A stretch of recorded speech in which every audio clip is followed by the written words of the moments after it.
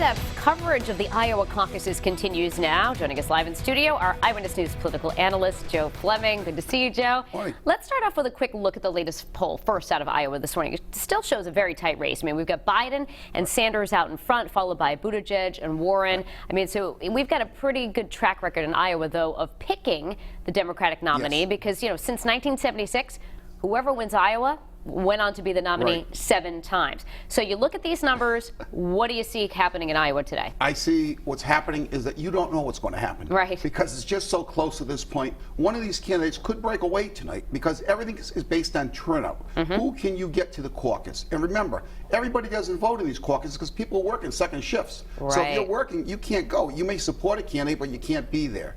So you don't know who's going to show up at the caucus. And again, there's going to be 3 results tonight. So possibly 2 or 3 people can claim victory tonight.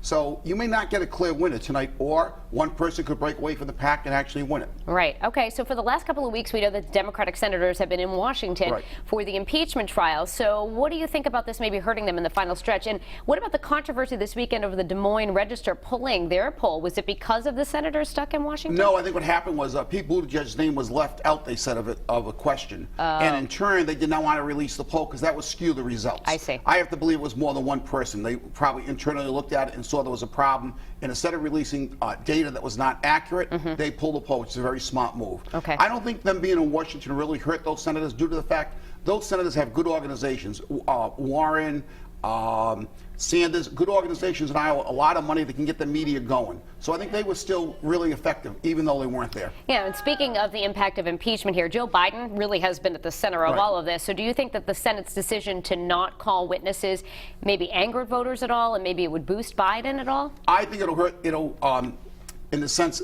Democrats are upset that they didn't call voters, but Republicans, independents, they're probably not that upset.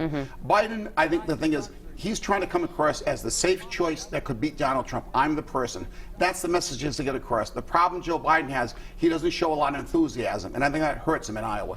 Now, you know, we know that the states are set the way they're set. When we've got Iowa first, followed by New Hampshire primary next week, but people still wonder sometimes, why is Iowa first? I mean, it's small, predominantly white state. Is it really the best representation of the country? Is there any push to try to change who's first? No, there's really not a push to change it. It does not represent the country, neither does New Hampshire a lot of times. But historically, those have been the first 2, and the Democratic Party likes to keep it that way. After that, you go to Nevada, South Carolina, then really break open a Super Tuesday where you have 1,600 delegates coming up. Right. All right, so any predictions before we let you go? I think it could be a tight race tonight. Again, we've been surprised in Iowa at times. Remember, Obama came along and beat Hillary Clinton in Iowa. So you never know what's going to happen.